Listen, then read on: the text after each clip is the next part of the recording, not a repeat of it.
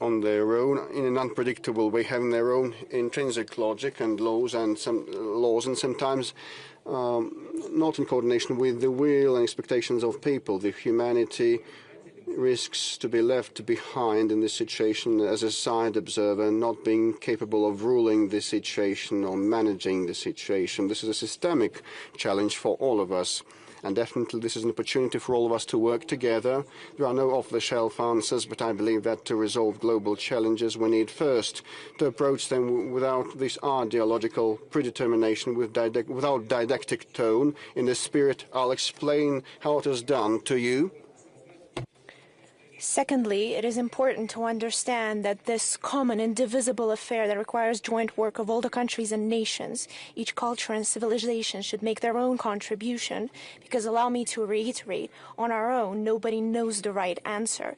It can be fostered only in the process of joint constructive search, by uniting and not dividing our efforts and national experiences of different states. Allow me to repeat myself, conflicts and clashes of interest have existed and continue to exist, and they will exist. The issue is how we solve the multipolar world, as I've already mentioned, is the return to classic diplomacy, where the key to resolution is through mutual understanding, mutual respect, and not coercion. Classic diplomacy was able to take into account the viewpoints of different entities of international life, this complexity of concerts of multiple powers. But in due time, it was replaced through Western diplomacy of monologue, of endless lessons and demands. And instead of resolving conflicts, they started pushing forward their own narrow interests, considering any other interest unworthy of attention. Should we be surprised that instead of resolving conflicts, they've provoked further escalation of these conflicts, and they're passing to the bloody armed phase, turning into humanitarian catastrophe? By acting like this, we cannot solve a single problem. And over 30 years, there have been endless examples of that. One of them is the Palestinian-Israeli conflict, that through the script of Western unilateral diplomacy, fully overlooking history, tradition, identity, the culture of people living there, they can't solve. Just as they can't stabilize the situation in the Middle East, which in turn continues to degrade. And we're taking a closer look at the initiatives of President Trump. But I believe there could be a light at the end of the tunnel. Horrible example is the Ukrainian tragedy. It's pain for both Ukrainians and Russians, for all of us. The reasons for the Ukrainian conflict are well known to anyone who has gone far enough to look at the back history of its current most critical stage. And I will not repeat myself. I'm sure that everyone here is well aware and understands my position on the issue. I have voiced it many, many times, but we also know something else. Those who encouraged, goaded, and armed Ukraine, stirring it up against Russia, for decades fostered rampant nationalism and neo-Nazism, simply couldn't care less, not only for Russian interests, but for Ukrainian interests either, for true interests of the people of that country. They have no remorse for that people. It's nothing but expendable material for globalist expansionists on the West, as well as their serfs in Kiev. The results of reckless filibusterism speak for themselves. Let's ask ourselves another question. Could it be different? And allow me to go back to what President Trump said. He said that had he been in power, that could have been avoided. And I agree with that statement. It's true, it could have been avoided had the work been built differently with the U.S. administration back in the day. If Ukraine hadn't been turned into a destructive weapon in someone else's arms, had they not used the Northern Atlantic bloc approaching our borders, had Ukraine preserved its independence, its true sovereignty? And another question, how should we have resolved bilateral Russian-Ukrainian issues that were obviously consequence of disintegration of a massive country and complex geopolitical transformations. I believe that even the disintegration of the USSR had to do with the position of the Russian leadership back in the day to get rid of any ideological confrontation, hoping that now that we've dealt with communism, now we will build a true flourishing world. No, but it seems that there are other factors at play, geopolitical and factors of different kind, and ideological clashes had nothing to do with it. How should they be resolved in a polycentric world? And how would the situation in Ukraine be resolved? Its different poles would test out the situation of the Ukrainian conflict for themselves. These potential pressure points, rifts that exist in their own regions, and then the collective response would be much more responsible and reasonable. At the basis of resolving would be the understanding that all the participants of this complex situation have their own interests.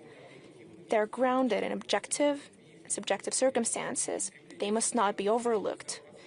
Efforts of all countries in their quest for security and development are legitimate. Of course, this applies for Ukraine, for Russia, and for all our neighbors. It's the states of the region who should have the final say in creating the regional system. It's these countries who have the best chance at agreeing on a universally acceptable model of cooperation because it affects them directly. It is of their vital interests. For other countries, this situation in Ukraine is a bargaining chip in a different, much larger game, their own game. And generally, that game has nothing to do with specific issues of countries, or in this case, for that country or those countries involved in the conflict. It's just a pretext to solve their own goals as well as to profit from war. That's why they showed up on our doorstep with NATO infrastructure. For years they sat idly by, gazing at the Donbass tragedy, the genocide, at the extermination of Russian people at our ancestral historical lands that started in 2014 after the bloody coup d'etat in Ukraine. In contrast to this behavior that was demonstrated by Europe and, until recently, the US, is the conduct of the global majority states. They refuse to take sides. They aspire to truly contribute to the creation of a just world, and we're grateful to all the states who in recent years have taken genuine effort to try and find a way out of this situation. These are our partners, the founders of BRICS, China, India, Brazil, South Africa, the Belarus, North Korea. These are our friends in the Arab Islamic world. First and foremost, Saudi Arabia, the United Arab Emirates, Qatar, Egypt, Turkey, Iran, Serbia, Hungary, Slovakia in Europe, and many African and Latin American countries.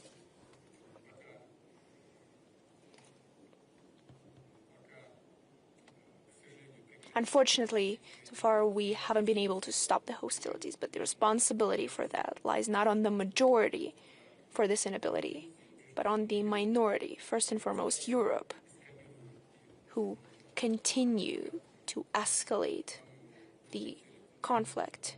And I believe there is no other goal over there. At the same time, I believe that goodwill shall prevail, and we have no doubt about this. I believe that the situation is changing gradually in Ukraine. No matter how brainwashed people may get, there are still some shifts in their ideology, and in other parts of the world as well. At the same time, the phenomenon of the global majority is a new development in the international life. Allow me to say a few words about that as well. What is its purpose? That the overwhelming majority of states is aimed at implementing their own civilized interests, the main of which is its balanced progressive development. And it seems that it should be natural, that's how it's always been. But in earlier eras, the understanding of these interests was distorted with morbid ambitions, with selfishness, with the influence of expansionist ideologies. And now the majority of states and nations, that very same global majority, understand their authentic interests. And most importantly, they feel strong and confident enough in order to uphold these interests despite the external pressure. And I should add, by promoting and defending their interests, they're ready to work together with their partners. That is to say, to translate international relations, diplomacy, integration into the source of growth, progress, and development. The relations within the global majority is a prototype of political practices necessary and effective in a polycentric world. This is pragmatism and realism, rejection of bloc philosophy, absence of rigid, dictated commitments, models where there are senior or junior partners. And finally, it's the ability to align interests that don't always coincide, but at the same time, they usually don't contradict one another. So the absence of antagonism is the main principle.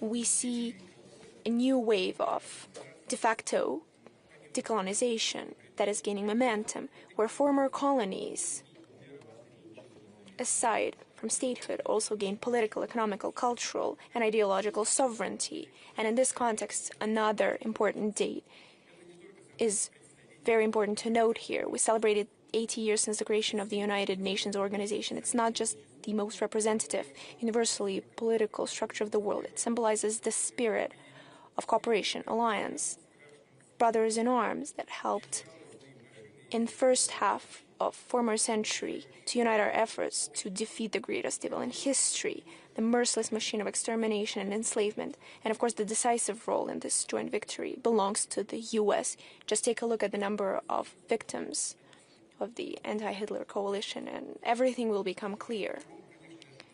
The UN, of course, is the legacy of victory in the Second World War. To this day, it is the most successful experience of creating the international organizations through which we can resolve the most urgent world problems. And we often hear that the UN system is paralyzed, that it's in crisis. It's become the common position. Some even go as far as to say that it has become obsolete and it should be radically reformed. Yes, of course, there are a lot of issues in the work